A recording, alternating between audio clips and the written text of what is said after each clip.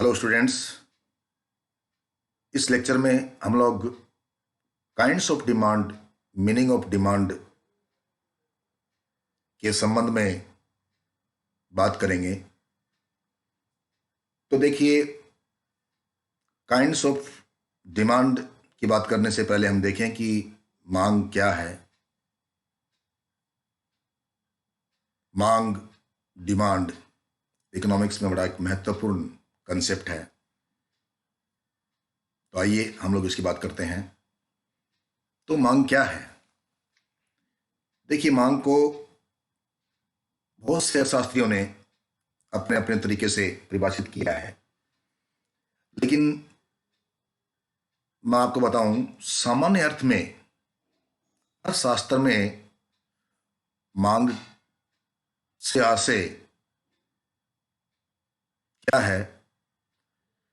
तो देखिए, मांग का जो कॉन्सेप्ट है, मांग की जो अवधारणा है, वो निश्चित समय, कीमत और स्थान के साथ जुड़ी हुई है। अर्थात जब भी हम मांग का अर्थ या मांग को परिभाषित करेंगे, तो उसके साथ में एक निश्चित समय, एक निश्चित स्थान और एक निश्चित कीमत की बात आनी चाहिए। जैसे मैं कहूं कि एक निश्चित समय, स्थान और समय पर वस्तु की मांगी गई मात्रा ही उस वस्तु की मांग है। ये एक संपूर्ण परिभाषा हो सकती है मांग की। अर्थात इस परिभाषा के अंतर्गत देखिए, किसी निश्चित स्थान, समय और कीमत, तीनों चीजें जुड़ी हुई हैं इससे। एक के ना होने से यह परिभाषा पूरी नहीं होती। जैसे मैं एग्जाम्पल दें अपन कि जयपुर में आज गेहूं की मांग 10 बोरी है, ऐसे कहना सही नहीं होगा मांग की कॉन्सेप्ट के अंतर्गत। इसको ऐसे कहें कि जयपुर में आज 2000 रुपये प्रति बोरी के हिसाब से गेहूं की मांग 100 बोरी है, तब यह परिभाषा परिपूर्ण कही जाएगी। तो हमने क्या देखा कि मांग की परिभाषा के अंतर्गत समय,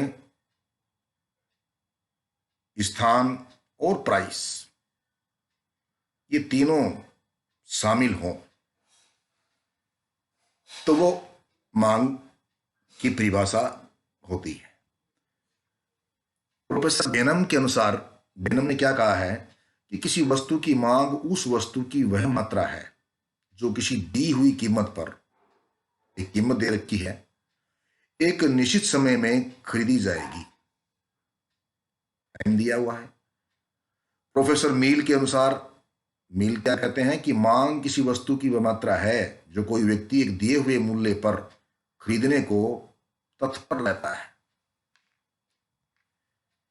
तो इसकी सामान्य परिभाषा हम लोग, जो मैंने आपको पहले बताई, किसी निश्चित स्थान, समय और कीमत पर वस्तु की वह मात्रा जो खरीदी जाती है, या किसी वस्तु की मांग उसकी वह मात्रा है जो किसी निश्चित समय में दी हुई कीमत पर क्रय की जाएगी। तो ये डिमांड है। काइंड्स ऑफ डिमांड, मांग के कौन कौन से प्रकार हैं, तो हम अब देखेंगे कीमत मांग, और फिर हम लोग बात करेंगे आय मांग और कृषि मांग। इसको आड़ी मांग नहीं बोलते हैं, आड़ी मांग, cross elasticity, cross demand, sorry. तो प्राइस डिमांड, इनकम डिमांड और क्रॉस डिमांड, इन तीनों की हम लोग बात करेंगे। तो कीमत मांग क्या है? तो कीमत मांग देखिए, अन्य बातों के स्थिर रहने पर उपभोक्ता एक दी हुई कीमत पर प्रति इकाई समय में किसी वस्तु की जितनी मात्रा खरीदता है वह कीमत मांग है। एक प्रति इकाई समय में अन्य बातों के यथास्थिति रहने पर प्रति इकाई समय में किसी वस्तु की कीमत पर उस वस्तु की जितनी मात्रा खरीदता है वो है प्राइस डिमांड। और वस्तु की कीमत और उसकी मांगी गई मात्रा के मध्य जो रिलेशन है वो नेगेटिव होता है। There will be negative relationship between price and demand. और उसको हम लोग किस रूप में लिखेंगे? उसको लिखेंगे dx is a function of px। जैसा आप देख रहे हैं स्क्रीन के ऊपर, dx is a function of px। ये dx और ये px ये दो वेरिएबल हैं यहां पर।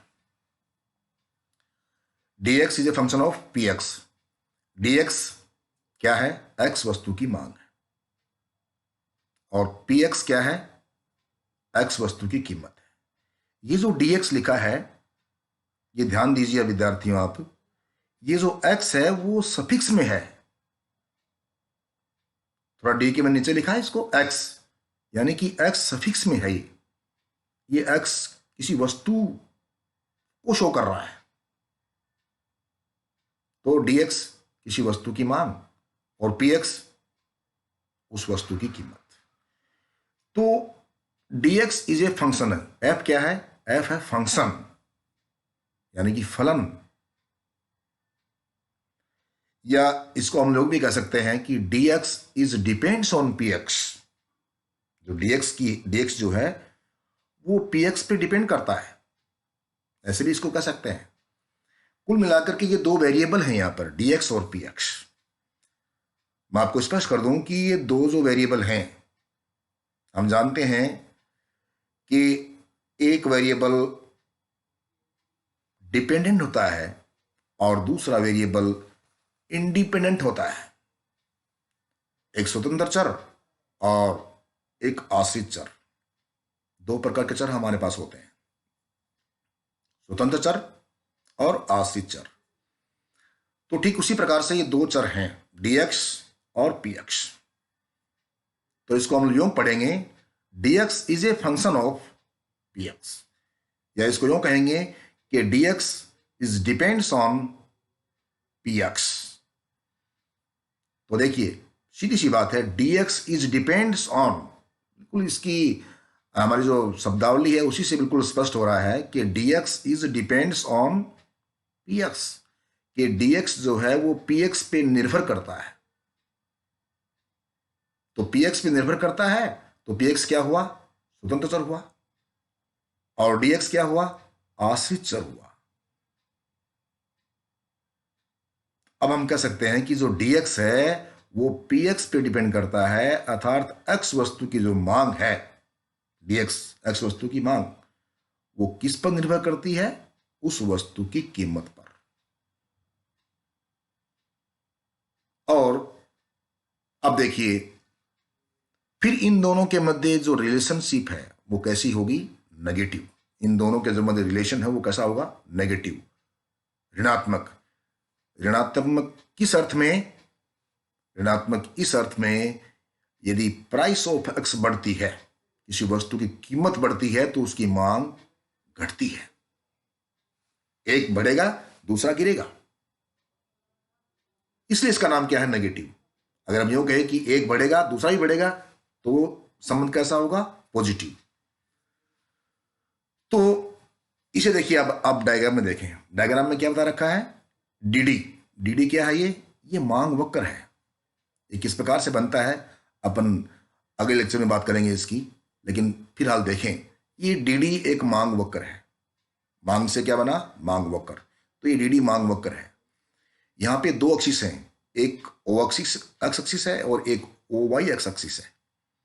तो एक ओ एक्स एक्सिस, एक ओ वाई एक्सिस। तो ओ वाई एक्सिस पे हमने कीमत लिया है और नीचे हॉरिजेंटल पे हमने क्या लिया है? मांग की मात्रा। और कीमत में देखिए P1 P2, यानी कि एक बार कीमत को बढ़ा के दिखाया है, एक बार कीमत को नीचे गिरा के दिखाया है। अब यदि मान लीजिए कीमत OP है, डायग्राम में आप देख रहे हैं O ओरिजिन पॉइंट O, ओ और पी, तो ओपी कीमत है, तब मांग की मात्रा कितनी होगी, नीचे देखें ओ क्यू। तो ओपी कीमत पर मांग की मात्रा किसी वस्तु की ओ क्यू। अब सपोज कीजिए ये ओपी कीमत जो है बढ़ करके ओपी1 से ओपी से ओपी1 हो गई, ओपी से ओपी1 हो गई, यानी कि कीमत बढ़ गई। तो मैंने आपको पहले बताया था जब कीमत बढ़ जाती है तो डिमांड गिर जाती है, because there is a negative relationship between price and demand. So उसी अर्थ में हम बात कर रहे हैं कि कीमत जो है वो ओपी से बढ़कर के ओपी1 हो गई, तो कीमत ओपी से बढ़कर के ओपी1 होने के परिणाम स्वरूप जो मांगी गई मात्रा है वो ओ क्यू से गिर करके ओ क्यू वन हो गई या ओ क्यू डैश हो गई, एक ही बात है। यानी कि प्राइस बढ़ने पे मांग गिरी, यानी कि नेगेटिव रिलेशनशिप। दूसरी तरफ यदि प्राइस ओपी से गिर करके ओपी2 हो जाती है, यानी कीमत गिरी ओपी से, नीचे देखें आप ओपी2 लिखा हुआ ऊपर मैंने, ओपी2, तो ओपी से नीचे कीमत गिरी, तो कीमत गिरने के परिणाम स्वरूप मांग बढ़ी, यानी कीमत गिरती है और मांग बढ़ती है, एक गिरता है एक ऊपर बढ़ता है। तो ये चीज क्या शो कर रहा है, ये दोनों में नेगेटिव रिलेशन है। तो इस प्रकार की मांग का नाम क्या है, प्राइस डिमांड है, ये कीमत मांग है। तो कुल मिलाकर के कीमत मांग का मतलब क्या हुआ, कीमत मांग का मतलब एक प्रति इकाई समय में अन्य बातों के यथास्थिर रहने पर उपभोक्ता एक दी हुई कीमत पर वस्तु की जितनी मात्रा खरीदता है वो है क्या, कीमत मांग। चलें, सेकंड है इनकम डिमांड, आय मांग। आय मांग क्या है, वहां देख रहे थे अपन क्या कि कीमत एक कीमत के ऊपर कितनी मांग खरीदता है वो कीमत मांग थी, और यहां थोड़ा सा स्लाइटली अंतर है, यहां आय, तो आय की बात करेंगे। अन्य बातों के यथास्थिर रहने पर एक उपभोक्ता प्रति इकाई समय में एक दी हुई आय पर किसी वस्तु की जितनी मात्रा खरीदता है वो आय मांग है। तो अन्य बातों के यथास्थिर रहने पर प्रति इकाई समय में एक दी हुई इनकम पर उपभोक्ता कितनी मात्रा खरीदता है वो है इनकम डिमांड। अब देखिए आप, ये जो इनकम डिमांड है, ये जो आय मांग है, ये देखिए बढ़िया वस्तुओं के लिए ये जो आय मांग है धनात्मक होगी, और घटिया वस्तुओं के लिए जो आय मांग है वो ऋणात्मक होगी। तो बढ़िया वस्तुएं और घटिया वस्तुएं, तो बढ़िया वस्तुएं हैं, अच्छी वस्तुएं हैं, उसके अंतर्गत आय मांग जो है वो धनात्मक, और घटिया वस्तुओं के संबंध में आय मांग ऋणात्मक। आप देखें डायग्राम ए, यहां दो डायग्राम बताए गए हैं, डायग्राम ए लेफ्ट साइड में और डायग्राम बी राइट साइड में। तो डायग्राम ए लेफ्ट साइड में देखें पहले आप, तो बढ़िया वस्तुएं देखें, बढ़िया वस्तुओं के संदर्भ में आय मांग कैसी होगी, धनात्मक होगी। किस प्रकार से धनात्मक कब होगी, जब इनकम बढ़ती है तब मांग बढ़ जाए उस वस्तु की, और जब इनकम घटती है तो उस वस्तु की मांग घट जाए। तो वस्तुएं कैसी होंगी, बढ़िया वस्तुएं होंगी। इस प्रकार से उसका जो डीडी यानी कि जो मांग वक्र है वो इस प्रकार से बनेगा। तो देखिए इसमें जैसे ओ वाई इनकम है, ओ वाई इनकम है, तो ठीक उसी के फलस्वरूप नीचे देखें आप मांग मात्रा कितनी है, ओ क्यू। अब सपोज कीजिए इनकम बढ़कर के ओ वाई से ओ वाई वन हो गई, यानी कि इनकम बढ़ गई। इनकम बढ़ने से उस पर्टिकुलर वस्तु की मांगी गई मात्रा भी बढ़ जाती है मान लीजिए, और वो मात्रा कितनी, ओ क्यू से बढ़कर के ओ क्यू वन हो जाती है। ठीक इसके विपरीत यदि इनकम ओ वाई से गिर करके ओ वाई टू हो जाती है, तब मांगी गई मात्रा भी ओ क्यू से ओ क्यू टू हो जाती है। इसका मतलब इनकम बढ़ी तो मांगी गई मात्रा बढ़ी, इनकम घटी तो मांगी गई मात्रा गिरी। इसका मतलब ये बढ़िया वस्तु के संबंध में होता है। अब देखें डायग्राम बी, तो डायग्राम बी जो है वो घटिया वस्तु को शो करता है।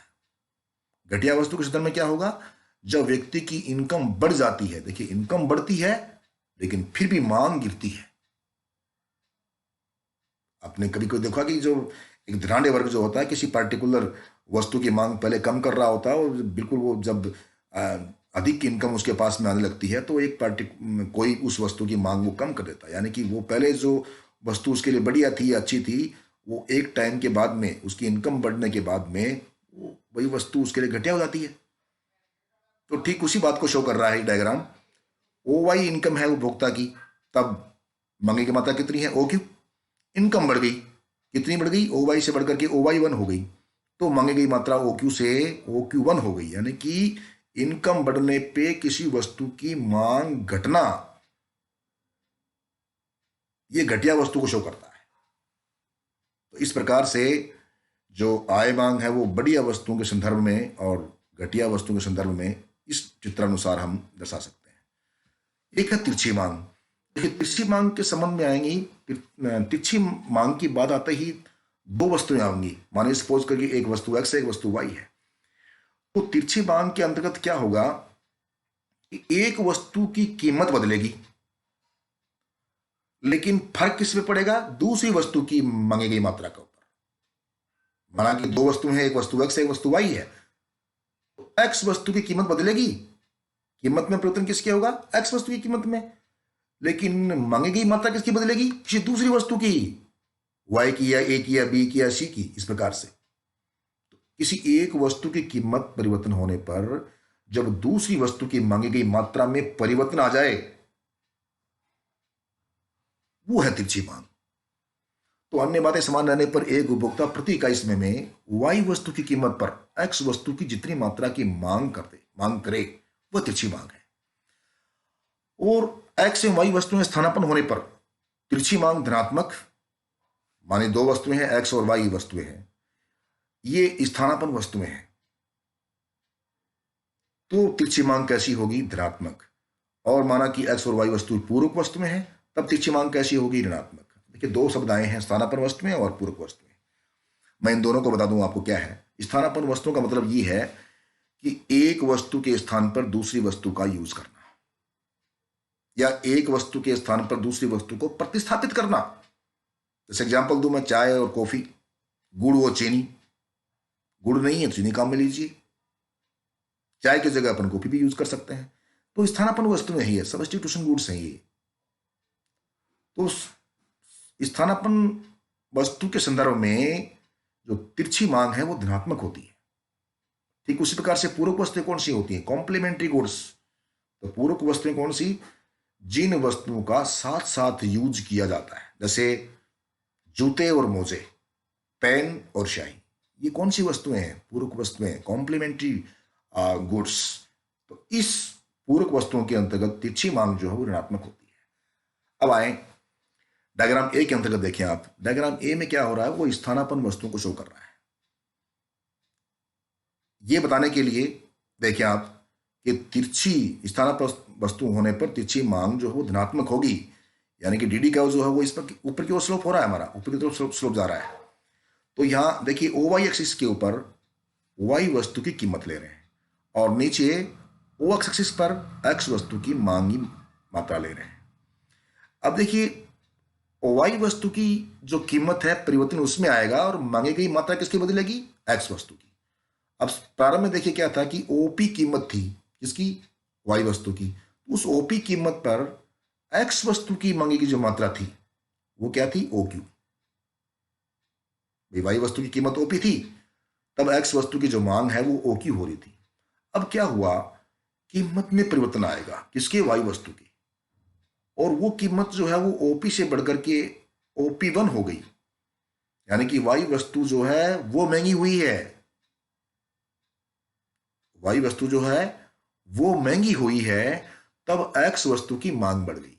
यानी कि लोगों ने क्या किया कि वाई वस्तु के महंगा होने से उस तरफ खर्चा ना करके उसकी कोई सब्स्टिट्यूट गुड्स देख ली, दूसरी वस्तु वो एक्स हो सकती है, उसकी मांग बढ़ा दी। ये है। इसके विपरीत यदि कीमत ओपी से गिरकर के ओपी टू हो गई, उस वस्तु की ओपी टू हो गई, तो अब क्या होगा कि उसकी जो क्वांटिटी है वो की क्या हो जाएगी, ओ क्यू स्क्वायर। एक्स वस्तु की मांगी गई मात्रा किसकी हो जाएगी, ओ क्यू टू। किसकी अपेक्षा, ओ क्यू की अपेक्षा। बिकॉज वाई वस्तु सस्ती हो गई, वाई वस्तु जो है वो सस्ती हो गई, इसलिए। अब देखिए पूरक वस्तु, जिन वस्तुओं का साथ साथ यूज किया जा सकता हो वो वस्तुएं कौन सी होंगी, पूरक वस्तुएं। और उसके अंतर्गत तिरछी मांग जो है वो ऋणात्मक होगी, यानी कि जो डिमांड कर्व जो है वो नेगेटिव स्लोप वाला होगा, ऋणात्मक स्लोप वाला होगा। इसके अंतर्गत देखें आप, वाई वस्तु की कीमत माना कि ओपी है, तब एक्स वस्तु की मांगी गई मात्रा कितनी है, ओ क्यू। यदि वाई वस्तु की कीमत बढ़कर के ओपी से ओपी वन हो गई, कीमत बढ़ गई, तब अब देखिए वाई वस्तु की कीमत बढ़ी है, ये हम जानते हैं, ये हम लोग जानते हैं कि जिस वस्तु की कीमत बढ़ती है उसकी मांगी गई मात्रा कम होती है। ठीक उसी प्रकार से देखिए वाई वस्तु की कीमत बढ़ी, यानी कि वाई वस्तु की कीमत बढ़ने का मतलब ये हुआ कि लोगों ने उसका कम यूज करना शुरू कर दिया। तो ठीक वाई वस्तु की कीमत, वाई वस्तु की वाई वस्तु के साथ में काम आने वाली चीज कौन सी है, एक्स वस्तु भी है।